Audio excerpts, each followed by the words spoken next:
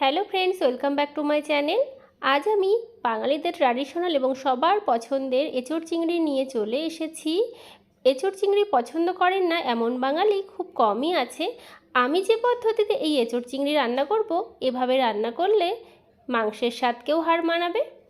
তো চলুন বন্ধুরা, কিভাবে আমি এই এঁচোড় চিংড়ি রান্না করছি দেখতে থাকুন। তো এখানে আমি এঁচোড় নিয়েছি একটা, আর এই যে এঁচোড়ের খোসা ছাড়িয়ে এরকম ডুমো ডুমো করে কেটে নিয়ে হলুদ জলে ভিজিয়ে রেখেছি, যাতে এঁচোড়ের যে কষ সেটা বেরিয়ে যায় আর এঁচোড় কালো না হয়। তো এঁচোড়টা ভালো করে ধুয়ে নিয়েছি। সাথে দেখুন বন্ধুরা, ডুমো ডুমো করে আলু কেটে নিয়েছি। এটা চন্দ্রমুখী আলু, সেই জন্য একটু বড় করে কেটেছি। এখানে পেঁয়াজ কুচি নিয়েছি, আদা, গোলমরিচ আর রসুন। তো মশলাগুলো আমি পাটায় বেটে ফিরে আসছি, পেঁয়াজটা কুচোই থাকবে। আর এখানে একটা গুঁড়ো মশলা আমি রেডি করে নিচ্ছি। ধনে গুঁড়ো, জিরে গুঁড়ো আর লঙ্কা গুঁড়ো জল দিয়ে আমি একটু ভিজিয়ে রেখে দিচ্ছি, তাহলে বাটা মশলার মতোই হবে, টেস্টটাও বাটা মশলার মতো আসবে এরকম করে গুলে রেখে দিলে। এবারে যেহেতু চিংড়ি দিয়ে করবো এঁচোড়, তো তার জন্য এই চিংড়ি মাছটা আমি ভালো করে বেছে ধুয়ে পরিষ্কার করে নিয়েছি। এবারে নুন হলুদ দিয়ে মেখে নিচ্ছি। এবারে চলুন বন্ধুরা, রান্নাটা শুরু করা যাক। তো আলুগুলো আমি আগে ভেজে নিচ্ছি, আর ভাজাভাজি আমি সাদা তেলেই করছি, আপনারা সর্ষের তেলেও করতে পারেন। তো আলুগুলো ভালো করে লাল লাল করে ভেজে নেব। তার জন্য একটু হলুদ দিয়ে দিচ্ছি। আমি কিন্তু আলুতে নুন দিইনি, হলুদ দিয়েই আলুটা ভেজে নিচ্ছি। তো আলুগুলো দেখুন বন্ধুরা, আমি ভালো করে ভেজে নিয়েছি। এবারে এঁচোড়গুলো আমি ভেজে নেব।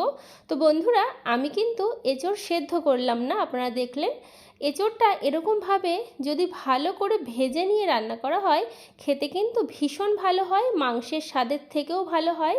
তো আপনারা চেষ্টা করবেন এরকমভাবে একবার ট্রাই করতে। একটু নুন দিয়ে দিচ্ছি আর একটু হলুদ দিয়ে দিচ্ছি, দিয়ে এঁচোড়টা ভালো করে আমি লাল লাল করে ভেজে নেব। এঁচোড়টা যত ভালো ভাজা হবে, এঁচোড় চিংড়ি খেতে কিন্তু ততটাই সুস্বাদু হবে। তো দেখুন, আমার এঁচোড় ভাজা হয়ে গেছে, তুলে নিলাম।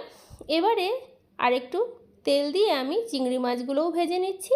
চিংড়ি মাছটা খুব বেশি ভাজবো না, চিংড়ি মাছ বেশি ভাজলে শক্ত হয়ে যায়। তো সেই অনুযায়ী চিংড়ি মাছগুলো আমি ভেজে নিয়েছি হালকা করে, মাছ ভাজা হয়ে গেছে, তুলে নিয়েছি। এবারে রান্নাটা আমি সর্ষের তেলে করব। পরিমাণ মতো সর্ষের তেল দিয়েছি, ফোড়নে দিলাম গোটা জিরে, শুকনো লঙ্কা আর গোটা গরম মশলা। ফোড়নটা ভালো করে ভেজে নিয়েছি। এবারে কুচানো পেঁয়াজগুলো দিয়ে দিলাম। পেঁয়াজটাও আমি একটু লাল লাল করে ভেজে নেব, তাহলে এঁচোড় চিংড়িটা খেতে ভালো লাগবে। এবারে একটা টমেটো টুকরো করে দিয়ে দিলাম। এবারে দিয়ে দিচ্ছি আদা, রসুন আর গোলমরিচ বাটা, দিয়ে ভালো করে মশলার সঙ্গে কষিয়ে নেব যতক্ষণ না মশলা থেকে কাঁচা গন্ধ চলে যাচ্ছে। তো মশলাটা আমি বেশ ভালো করে কষিয়ে নিয়েছি। এবারে ধনে, জিরে গুঁড়ো আর লঙ্কা গুঁড়ো জলে গুলে রেখেছিলাম, সেই মশলাটা দিয়ে দিলাম, দিয়ে ভালো করে কষাবো। এবারে একটু চিনি দিচ্ছি, চিনি দিলে কালারটা যেমন ভালো হবে, টেস্টটাও ভালো হবে। দেখুন বন্ধুরা, আমার কিন্তু মশলাটা কষানো হয়ে গেছে, তেল ছেড়ে দিয়েছে। এবারে ভেজে রাখা এঁচোড়গুলো দিয়ে দিচ্ছি, সাথে আলুগুলোও দিয়ে দিচ্ছি।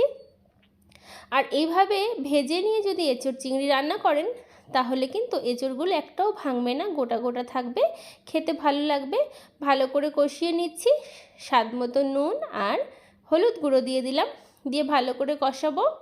এবারে ভেজে রাখা চিংড়ি মাছগুলো দিয়ে দিচ্ছি, চিংড়ি মাছগুলো দিয়ে এঁচোড় আলুর সঙ্গে ভালো করে কষিয়ে নিচ্ছি। তো বন্ধুরা, আমার এই এঁচোড় চিংড়ি রেসিপি ভালো লাগলে অবশ্যই লাইক, শেয়ার, কমেন্ট, সাবস্ক্রাইব করে পাশের বেল আইকনটা অবশ্যই প্রেস করবেন, যাতে সবার আগে নোটিফিকেশান আপনাদের কাছে পৌঁছে যায়। এবারে আমি এখানে গরম জল ব্যবহার করছি, অবশ্যই কিন্তু গরম জল দেবেন, তাহলে কিন্তু এই এঁচোড় চিংড়িটা খেতে ভালো হবে। তো ভালো করে মিশিয়ে নিচ্ছি। তো দেখুন, কিছুক্ষণ আমি ঢাকা দিয়ে রেখেছিলাম, একটু নাড়াচাড়া করে দিচ্ছি।